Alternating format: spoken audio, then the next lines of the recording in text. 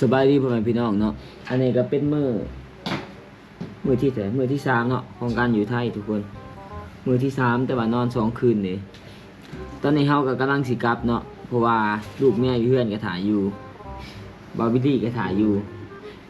ตอนนี้กำลังสิไปศูนย์ฝอนเนาะทุกคนเนาะสิเอารถไป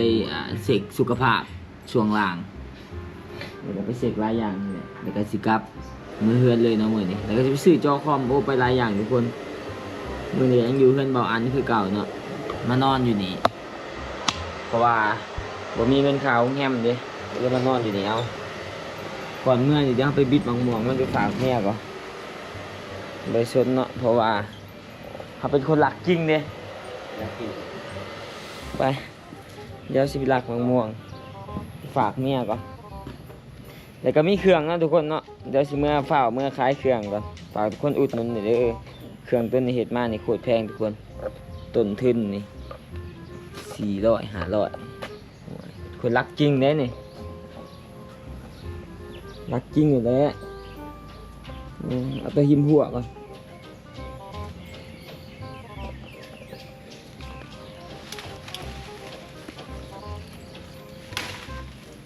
คนรักจริงเนาะ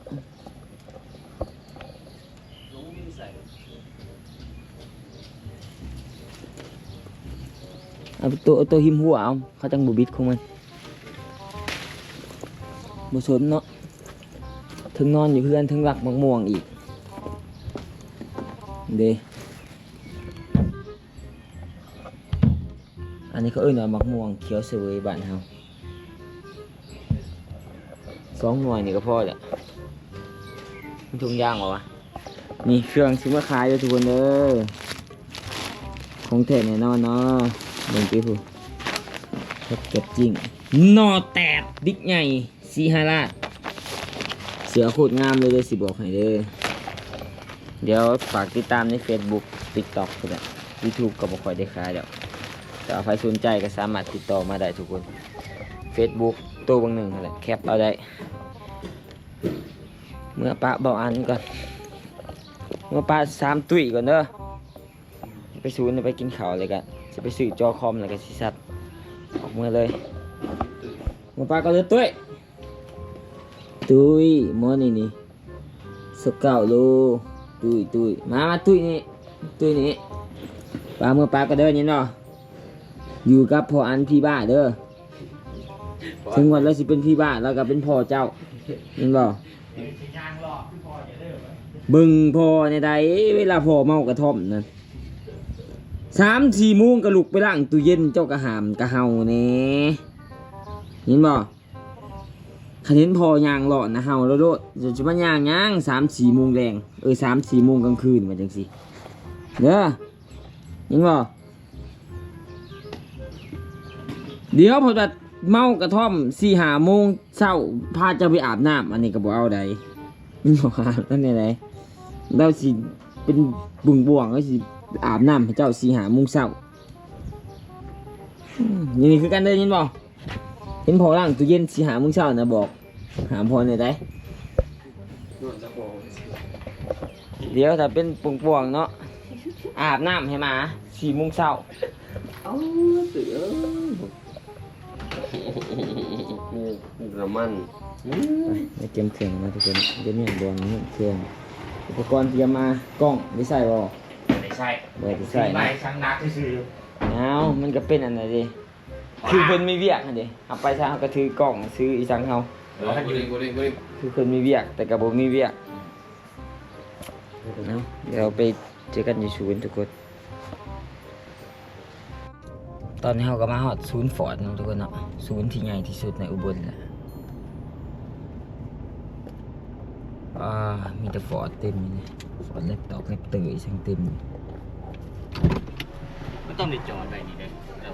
ฮะไม่ได้จอดโปรแกรมครับพี่วันนี้มันไม่มีคิวเข้าอ่ะช่างได้ไหมเพราะว่าเดี๋ยวเบื้องต้นถ้าเกิดเราจับโค้ดถ้าเกิดมันมีในส่วนของการอัปเดตซอฟต์แวร์มันก็จะใช้เวลาเป็นชั่วโมงกว่าครับพี่จอดนี่จักโมงถ้าอัปเดตประมาณชั่วโมงกว่าแม่นะครับชั่วโมงกว่าถ้ามันแก้ได้ว่าต้องทำเรามันเป็นแบบนี้ว่าอยู่ดีปิด5 โมงนะครับว่าเอกสารมันจะเคลียร์ก็บางทีมัน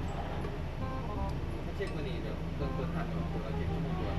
ก็หนาน้ำเห็นนัดไปมากก่อนเสาร์ดีกว่าเขาต้องนัดไปใช่ครับนัดไปนะวันนี้ช่างไม่พอเลยครับ แต่ลองถามเราแต่วันนี้ว่ามันอาการมัน เป็นแบบนี้คือ ก็เลยอันนั้นสำหรับทุกคนเนาะไปศูนย์ไปศูนย์วาลินแล้วก็ศูนย์ใหญ่อยู่อุบล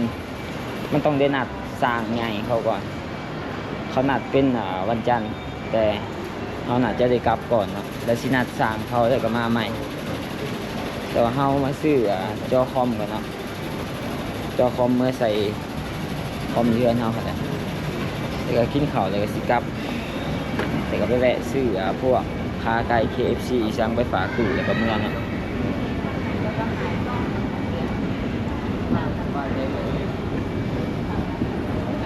เดี๋ยวไปซื้อคอมก่อนนะเพื่อนซื้อคอมแล้วก็ไปกินข้าวใช่อัน สีบอลจะมาเป็นโซนนี้ยิ่งเห็นป้ายเขาอยู่ข้าง ปริมาณ3-4 ปีแล้วหมดเลย มันสั้นหลุมบ่อัน เรื่องเทิงหรอก อันมันพามามันหานมันหยุบเลย ปริมาณ4-5 ปี โอ้ แม่ราศีสันข้างล่างอยู่ที่แหละแต่ว่ามันตกงานเลยบันไดเลื่อนไป มันบ่มีดอกสั่นเทิงสวนสนุกเขาจะไปขายคอมอยู่เทิงปล่อยมันไปก่อน เรื่องหนัก เขาบริขายคอมหน่อยอยู่เทิงนำหานคอมมันจะอึดนะแคมทางเมืองเอาไปลงไปกินข้าวแล้วก็ได้ไปลงไปกินข้าวพู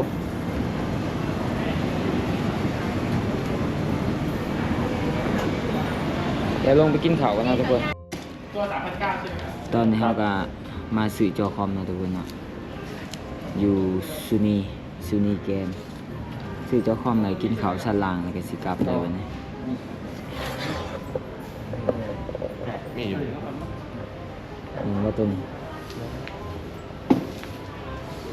ตัวใดมันเลือกเบิ่งตัวใดที่มันเบิ่งหนังโป๊แล้วมันแบบชัดเจนสีมันแบบ จะจริงกับจากใดใหญ่กว่านี้อยู่มันจังเบิ่งได้หลายคนนะ เอาแบบสีมันตรงนะ เขาเป็นคนเกี่ยวกับได้สามีกันเลยเพื่อน เดี๋ยวชาตินี้ก็ได้เบิ่งดีกว่าตัวนั้นหลายเติบมันแหละ โอ้เสียเปล่าว่ะเอ้ยมึงเขียนไทยก็ถูก สิเขียนไทยเฮ็ดหยัง โอ้บ่อ่านคอมอยู่ชั้นใต้ดินมันให้กูไปจอดรถอยู่ชั้น7 ขยายมองขยายมอง โอ้แม่นบ่ตัวนี้ราคาบ่แพงแล้วนะทุกคนเนาะ ใส่ซียูไม่ใช่ 3,900หรือ 4,000 นั่นแหละตกก็ 4,000 เพราะว่าห่าง10 บาทอย่างนี้ มึงเขียนภาษาไทยคล่องๆหรอ มาเฮาก็นี่แหละมาได้หลายเวียกเป็นกระจกแต่เซ็กรถจอรถน่าจะเป็นบาดหนาเนาะมันต้องไปโทรนัดกับเขาก่อน แม่นหาเลี้ยงตัวเมียมาอีก ตัวจังไดก็มาเซ็กรถเนาะ เขาก็มาเบี่ยงดีเนาะ เอาเดี๋ยวไปกินข้าวอยู่หลุมมาทุกคนน่าสิจ่ายค่าคอมก่อนตอนนี้ก็มากินข้าวเนาะทุกคนเนาะอาหารมีแต่อย่างหนึง60 บาท60 บาทเบิ่งคือถือเลยแต่ว่าถ้าตีเป็นเงินกีบอะแพงเนาะโอ้ ตับเดียวพออยู่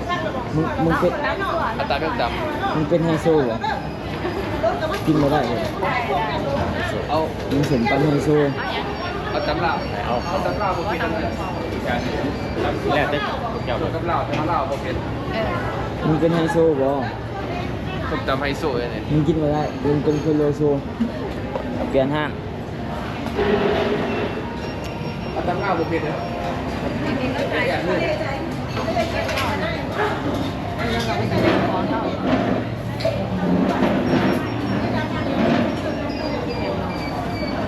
เครียดยังไงถาคิวนะทุกคนเนาะน้อยถาปุ้งเลยซุ่มตำไฮโซคันสิอยู่ฮอดเมื่อวันคานไปเสกรถกะกินฮอดลูกกินฮอดเมียเนาะมันก็ต้องได้กลับก่อนเอาเบอร์โตไปใช่เลยไปขี้วะอ๋อขี้แตกเนาะ เขาเนี่ย หาเอาอันนี้ก่อนมึงจะนั่งใกล้ๆ เป็ ไม่ น ได้ สแกน ฮะ ว่าเป็นแย่คือแล้วก็ให้เราสแกน มึงสแกนตัวนี้ก่อนอ่ะยังมันพิเศษเป็นหูเป็นหูมีเกี๊ยวหมูแดงนะทุกคนเนาะโอ้มีหลายอย่างเลยมีก๋วยเตี๋ยวหมูสดก๋วยเตี๋ยวหมูรวมหลายอย่างนี่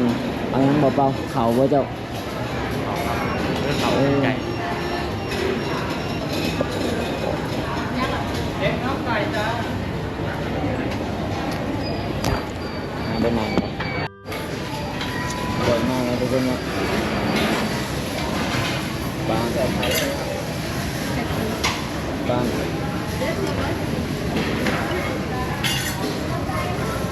มึงเอาจ่ายหนังเลยดิโอ้พี่จองอีก2 ขวดเลย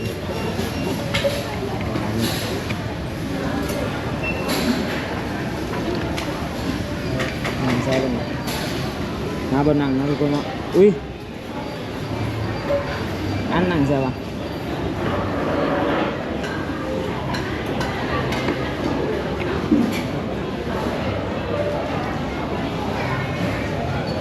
ต้องเอาบวงอยู่นี่นะทุกคนเนาะเลยบวงก็ไม่ถูกคือบอลลวกน้ำเนาะ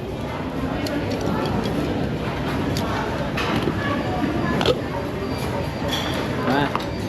โอ้บอกอันตั้มเงือกหรือว่าอันมึงตั้มเหรอสั่งตั้มเหรอเดี๋ยวแม่ใบนะกระบอกต้น ตื่นกระจายแล้ว ฮะ กระจายแล้ว เอามึงป้อนนะจ๊ะเดี๋ยวกินข้าวกันนะทุกคนไหนเสียดายอันนั้นไม่ได้ซ้ำ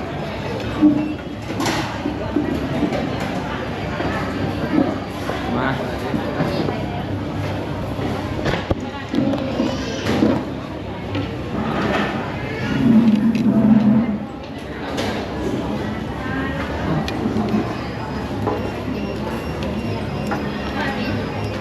ฮะ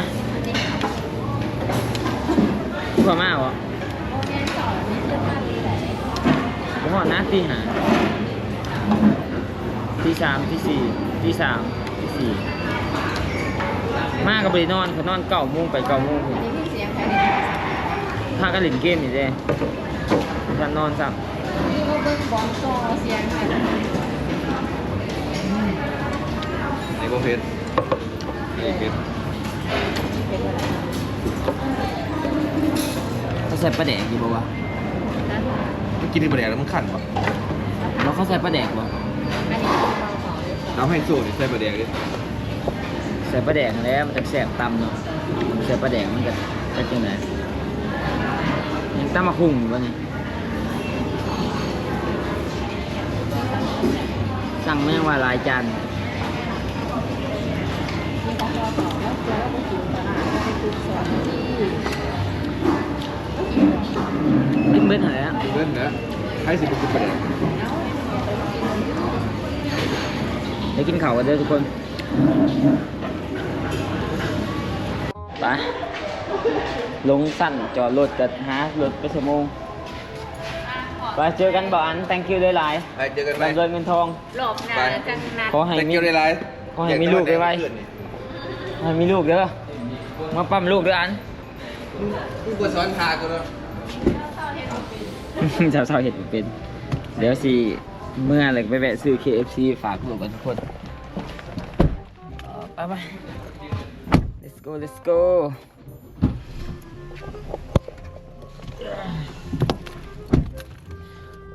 มางบนี่พอดี32,500เนาะทุกคน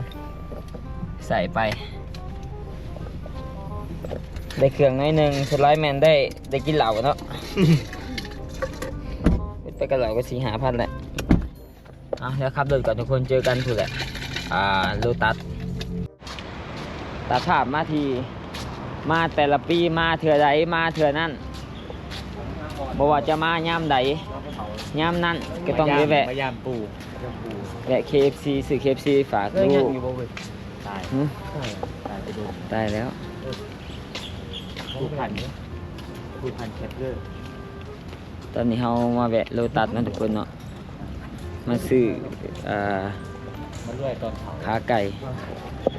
จริงๆแล้วก็เห็ดเวียดอยู่ขาไก่แล้วเห็ดสูตรแล้วเอง ถ่ายร้านอยู่ตั้ง โลแตดโลตัสขาไก่ครับ ที่ทุกมือที่รถนั้น เอ้าคือมีภาษาลาวอ่ะรู้สึกดีๆทุกมื้อที่โลตัสออกมาซื้อเลยเนาะชิด้วยแบบนี้เนาะไปขาไก่สิ่งแรกที่กูแวะต้องขาไก่แล้วก็หั่นเครื่องตัวนี้แล้วก็โดนัทบ่มีหยังหลายหรอกเนาะซื้อขาไก่ไปฝากลูกกันทุกคนเอาแต่ว่ากินคือสิบ่เบิดดอกเนาะกลับบ้านครับผมเอาบักเก็ต349อะไรครับ ถ้าเป็น349กับข้าวลูกค้าจะรับน้ำกับนี่นะถ้าเป็น มาซื้อโดนัทเนาะเบาเป้ากับจนเหลือเมื่อหมักเสาขายดีไปซื้อฟิล์มกับหมักเสาขายฟิล์มซื้อ พ ส อ ลิป เบอ กั ร์ บ มากเลยเนี่ย เสาขายสลิปอีก น้ำส้มมะนาวเป็นน้ำอะไรดีคะน้ำส้มกับน้ำมะนาว เท่านั้นยัง ชอบกินน้ำส้ม 238 บาท บ่มีเครื่องเพราะอย่างไม่ต้องของฝากลูกฝากเต่านี่แหละเป็นพ่อที่ดีเด่นทุกคนเอ้ยใครได้เป็นพ่อใครได้เป็นผัวนี่ถือว่าโชคดีที่สุดในโลกเลยเนาะเด่นขาไก่บริกินหรอกลี่นี่คือสิหวานปากดีใจ 180 บาทสองเม็ด